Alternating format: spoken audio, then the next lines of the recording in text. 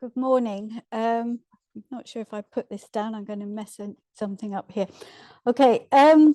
Yes, as Duncan mentioned, we last worked together on the fines group standards. And then shortly after that came out, I left the country. I don't think the two things were connected, but I've been in the States for the last 20 years and have now back in the UK. So it's great to be here and I'm learning a lot. But I have been involved with first aid for fines for quite well, in various ways for most of my career, which is almost 50 years. But anyway, on excavation and recovery of archaeological finds, as we know, they're very vulnerable to rapid deterioration with consequent loss of archaeological evidence. Since 1972, the field manual First Aid for Finds has been a source of practical advice for anyone working with or interested in freshly excavated finds. And there has so far been 3 editions with some reprints along the way. The 4th edition is almost complete and will be jointly published by ICON, the Institute of Conservation, and Rescue, the British Archaeological Trust. And I was involved as a contributing author on the 2nd and 3rd editions. And since early 2020, I'm a co-author and co-project manager on this 4th edition. So in this talk, I'll very briefly review the content and some of the changes in the 4th edition. And these are changes that have been made and they're supported by evidence from both empirical and experimental research over the years and reflect advances in knowledge, procedure, scope and understanding of archaeological conservation in the 25 years since the 3rd edition first came out in 1998. I'll also briefly review the role of first aid for finds as a standard reference source for controlling the decay of freshly excavated archaeological finds, and end with a question that I will hope prompt discussion that with, and I'll state the question here as well, and again at the end so you can think about it, is with consideration of the range of its users, address how we can continue its use and role as a standard reference. That begs the question, of course, we have to get it published first, but in the meantime. So as you can see from this graph, or this histogram, each of the editions have involved many people in the writing and production beyond the name author editors of each. As indicated from these numbers are from the acknowledgements and listings in each edition. So First Aid for Finds very much, each edition has very much reflected professional consensus for the best practice for finds, although it's also a challenge because the more people you involve, the longer it takes to reach a consensus. So the 4th edition continues this tradition with, at last count, some 30 people variously involved so far. We've got 5 co-authors who are all professional archaeological conservators with between us over 200 years of experience of archaeological conservation, variously as practitioners, researchers and teachers. And since 2020, we've sought feedback from approximately 20 focus group reviewers along the way. And these reviewers have included find staff, as well as archaeological conservators in a range of organizations, including CIFA's Finds Group, students, and as well as feedback from the ICON Archaeology Group and Rescue. And Dr. David Lee, author of the 1st edition, has also provided us with much encouragement and advice and has written the foreword for the 4th edition.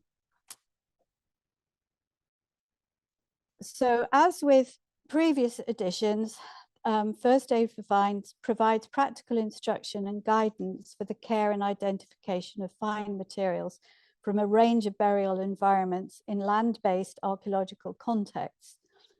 one change that users will notice in this new edition compared with previous ones is in the organization of content. And this came about through feedback and input from reviewers.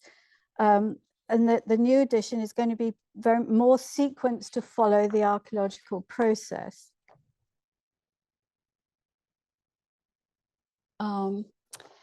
Apart from reorganization of the content, other changes and additions in the 4th edition include some additional materials. We've added plastics as finds rather than just packaging materials, and samples, for example, for DNA finds that may be required for DNA analysis or organic residue analysis.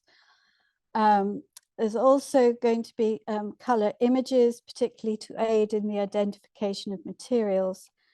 And there are other changes are based on research into archaeological metals, particularly as undertaken at Cardiff University, particularly in relation to iron and the parameters for its dry microclimate storage, as well as on how to dry it and prepare the iron before you get it into a microclimate.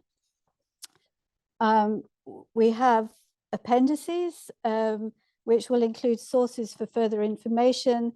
That would be organizations to contact for further help, recommended supplies and equipment. We're not going to use links, hyperlinks, because they go out of date. And there's also going to be explanation of conservation in the archaeological process, corrosion and radiography, as well as a glossary. Bibliographies will be provided at the end of each section, each of these chapters. So, for many of us involved in archaeology, for many years, first aid finds has been an ever-present and invaluable resource for our work. Variously as students, excavators, conservators, public enthusiasts, metal detectorists, archivists, museum professionals, teachers, a very wide range of use. As evidenced by this measure of interest from number of listings on a keyword search for first aid for finds in Google Scholar, it is evident that it's become a standard reference source for archaeological materials from the time they're discovered in the field to their transfer to the archive, with a primary aim of preserving evidence that may or may not be embodied in a particular find. That there is continuing need for such a manual is indicated not least by the fact that after 50 years since first edition, Rescue is again in partnership with ICON to get a 4th edition out there.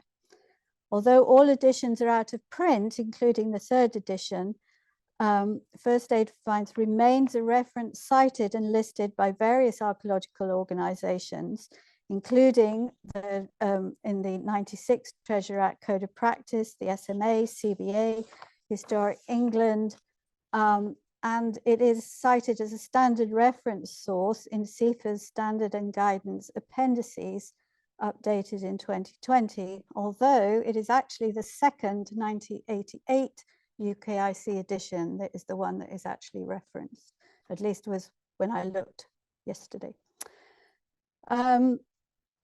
So CIFA's standard guidance for collection, documentation, etc., I won't read it all out, states very much what must or should be done in relation to handling finds, as for example, the extracts here. What it doesn't do is tell you how to do that, how to achieve that. And that really is the role for First Aid for Finds, giving evidence-based guidance and instruction written by professional conservators, underpinned by empirical and experimental research and practice.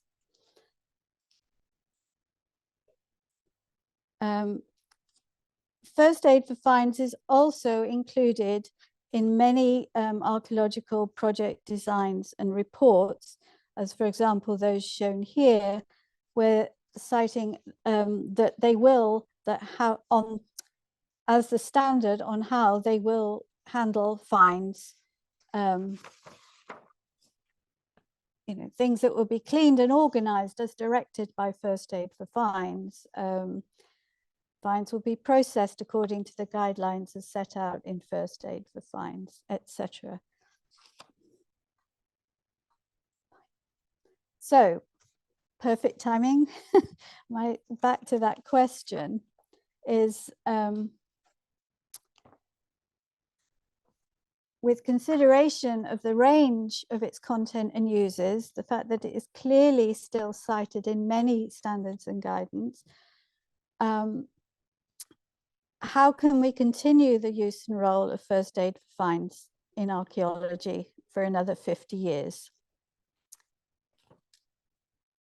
Thank you. And I just thank my co-authors who are listed here for you to see. Thank you.